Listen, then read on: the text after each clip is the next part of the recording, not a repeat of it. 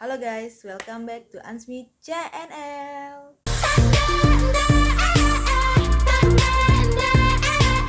Gimana kabar kalian semua guys? Semoga sehat-sehat aja ya dan tetap hashtag di rumah aja. Karena pandemi COVID-19 ini yang tak kunjung berhenti hingga saat ini membuat aku jarang banget untuk ngevlog keluar karena social distancing dan juga PSBB yang diterapkan oleh pemerintah. Jadinya kita semua harus tetap diam di rumah supaya rantai mata penyebaran COVID-19 ini cepat berhenti. Tapi selama aku berada di rumah aja, aku nggak bakal lupa kok untuk ngupload konten-konten yang bisa menghibur kalian kala kalian kuarantin di rumah. Kayak misalkan kontenku ada yang masak sekarang yang baru, ada juga konten kayak TikTok, lagu-lagu viral ada di channelku, kalian bisa cek. Dan hari ini kita ketemu lagi dengan kontenku seperti biasa, speech ngomong untuk pertama kalinya setelah sekian lama aku nggak pernah buat. Nah, beberapa waktu lalu aku dapat buat polling di komunitas channel YouTubeku yang ini nih. Kebanyakan dari kalian itu suka banget sama konten-konten yang berbau mistis atau horor di daerah Bali. Jadi hari ini aku bakal membawakan playlist baru di channel YouTubeku yang khusus membawakan tentang kisah-kisah mistis atau horor terkait dengan Pulau Bali yang kucinta ini. Maksudnya Pulau Bali, tempat tinggalku. Loh, kok cuma Pulau Bali aja sih, Nja? Kenapa nggak sekalian satu Indonesia biar banyak? Kenapa nggak sekalian satu dunia dibahas? Kan biar banyak gitu wawasan kita nontonnya. Because kan udah banyak tuh youtuber-youtuber terkenal yang membahas seputaran hal-hal yang horor atau mistis dalam lingkup yang luas. Maksudnya lingkup luas itu Indonesia bahkan dunia gitu kan. Kayak misalkan Ewing HD, Nadia Omara, Yurita Dara Divan, Korea Riomit, Nancy Judge, Rest in Peace. Banyak kan itu. Dan itu juga udah pada terkenal youtubernya. Aku tuh kan masih pemula, jadi aku tuh pengen yang beda gitu dari channel-channel lainnya. Kali ini mumpung aku orang Bali, jadi aku bakal khusus membahas seputaran tempat tinggalku yaitu Bali. Kan mumpung Bali terkenal, kalian kan cuma tahu tentang pariwisatanya doang kan, tapi kalian semua belum pada tahu banyak tentang sisi mistis atau horor yang ada di Pulau Bali kayak gitu. Jadi lewat channelku inilah kalian bakal tahu apa aja sih kisah-kisah horor atau misteri yang ada di Pulau Bali atau Pulau Seribu Pura ini guys.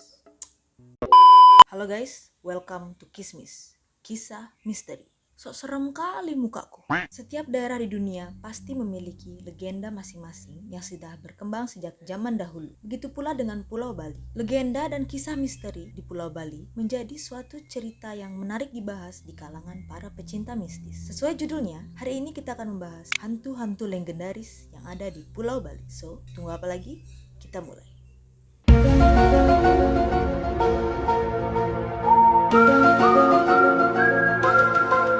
Yang pertama, Lea. Masyarakat Bali dan Jawa pasti familiar dengan makhluk ini. Kalau misalnya ada audisi hantu-hantu terpopuler dan terfamous di Bali, mungkin makhluk ini akan menjadi pemenangnya gitu loh. Soalnya ini terkenal banget. Dari anak kecil hingga orang tua tahu tentang hantu ini. Famous banget di Bali, emang cuma ada di Bali doang, kayak gitu guys.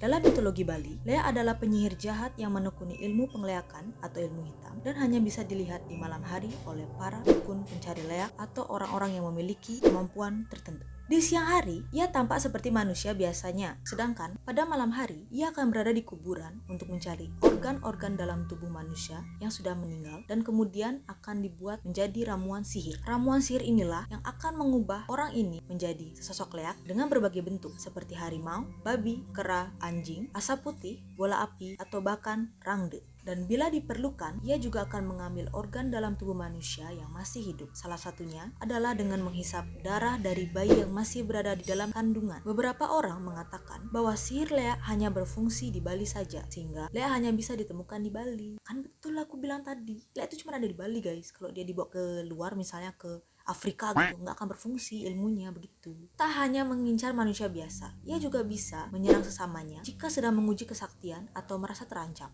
Hati-hati sama leaknya ini, dia nggak pandang bulu kayak gitu loh, siapapun bakal dihajar kalau misalkan itu diperlukan. Mirip-mirip kayak santet lah, tapi kalau santet itu kan ada media, tapi kalau ini emang yang ngirim bertindak kayak gitu dengan jalan berubah wujud. Konon, apabila seseorang menusuk leher Lea dari bawah ke arah atas kepala dan jika kepala tersebut terpisah pada jangka waktu tertentu, maka Lea tersebut akan mati. Dalam lontar Durganing Purwo, dinyatakan bahwa ada sekitar 35 jenis Lea. Salah satunya adalah Leak Komoroan, Leak Nengkleng, dan Leak Ugik, dan semuanya berkonotasi terhadap keburukan di penganut ilmu leak itu.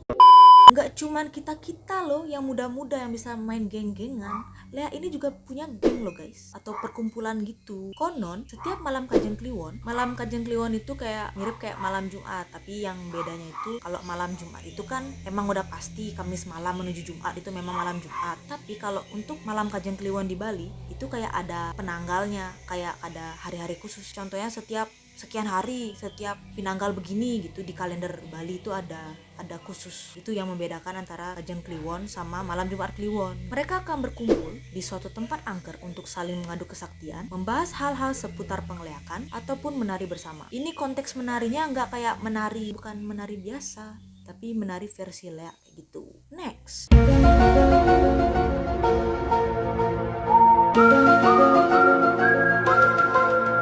Dalam kehidupan masyarakat Bali, dikenal dengan istilah Empebang Memedi atau dalam bahasa Indonesia berarti disembunyikan oleh memedi. Memedi merupakan makhluk halus yang dipercaya oleh masyarakat Bali mendiami semak-semak, pepohonan, ataupun batu besar. Makhluk ini sangat senang bermain dengan anak-anak, yang dimana anak-anak tersebut akan disembunyikan olehnya sehingga akan tidak bisa ditemukan. Dan untuk menemukan anak yang disembunyikan oleh makhluk ini, biasanya warga akan beramai-ramai menabuh alat musik dan juga memanggil nama anak tersebut sehingga anak yang disembunyikan tadi ini akan cepat ditemukan atau dikembalikan oleh makhluk ini. Nah, maka dari itu kalau di Bali, jika waktu sudah menunjukkan pukul 6 tepat atau istilah Balinya sandikala, anak-anak di desa itu pada nggak dikasih tuh mainan keluar karena ya ini, makhluk ini, memedi ini kayak gitu loh. Nanti kan takutnya anaknya disembunyiin, jadi kan susah ditemuin. Sama kayak kepercayaan di Jawa kalau udah jam 6 sore, udah maghrib tuh anak-anak juga sama kan, nggak boleh keluar, nanti disembunyiin genderuwo kayak gitu. Sama juga kayak di Bali, cuman ini beda versi gitu loh. Kalau dari postur tubuh sih genderuwo lebih besar dari memedi. Memedi ini kayak mirip kayak kita manusia, cuman yang nggak ada ini gitu, nggak ada garis bibir gitu, dan dimensinya itu hampir berdekatan dengan kita.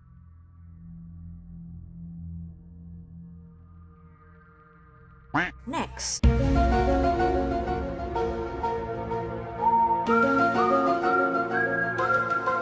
Setan ini memiliki gambaran yang hampir sama dengan kuntilanak ataupun sundel bolong. Gregek Tungge adalah sesosok perempuan dengan wujud rambut terurai panjang ke depan dan juga berbusana putih-putih. Sama halnya dengan kuntilanak dan sundel bolong, konon Gregek Tungge ini suka mendiami pohonan, kuburan, dan juga rumah kosong yang lembab. Bisa dibilang hantu Gregek Tungge ini adalah kuntilanak versinya Bali. Versi Bali guys.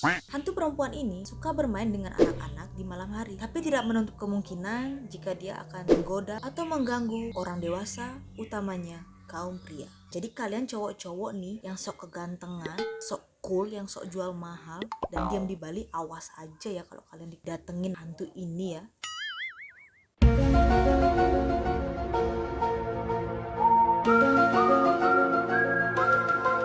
Kemang-mang merupakan makhluk halus yang hanya memiliki kepala saja serta tidak memiliki tangan, kaki, ataupun badan. Bentuk kepalanya pun bolong seperti kelapa yang digigit tupai, dan konon lubang inilah yang merupakan mulutnya. Makhluk ini suka mengganggu seseorang atau para petani yang sedang memiliki hasil panen. Hantu ini sering ditemukan di areal perkebunan atau persawahan pada malam hari. Saking sering dan mudahnya ditemukannya hantu ini, zaman dahulu kemang-mang ini tidak digolongkan ke dalam makhluk halus, tapi digolongkan sebagai sejenis hama ataupun binatang. Ya mungkin kemang-mang ini sifatnya jahil karena dia itu bisa mengeluarkan suara-suara yang membingungkan para petani sehingga membuat mereka bingung mendengarkannya. Jujur aku baru tahu tentang hantu ini seumur hidupku, tapi ya ini memang ada di Bali. Dan yang terakhir,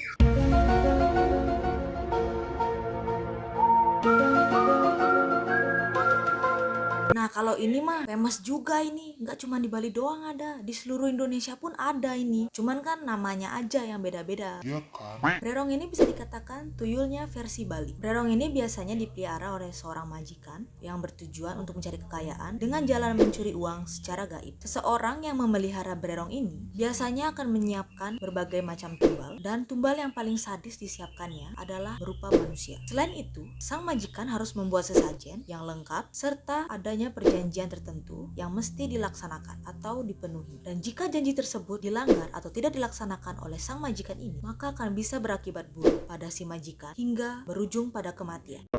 Ada beberapa cara supaya kita terhindar dari gangguan tuyul Bali atau bererong ini guys, yaitu yang pertama, rajin sembahyang atau membakti serta membanten atau melakukan hal-hal yang berhubungan dengan niatnya kayak gitu. Kalau dalam kepercayaan umat Hindu, sering-seringlah kita membakti supaya selalu diberi perlindungan oleh Ide Sang Hyang Widi Wasa atau Tuhan Yang Maha Esa. Yang kedua, isilah cermin pada tempat uang ataupun brankas. Nah, dari cerita-cerita di film-film tuh kan banyak tuh yang bilang kalau tuyul itu takut sama mukanya sendiri karena mukanya itu jelek dan serem. Maka dari itu, dimana kita naruh uang di sanalah taruh cermin. Nanti kalau uang kita diambil sama si brerong ini, kan otomatis mandang cermin tuh dan kelihatan juga mukanya. Jika dia udah lihat mukanya, otomatis dia takut kan. Jadi kan batalah dia mengambil uang kita kayak gitu.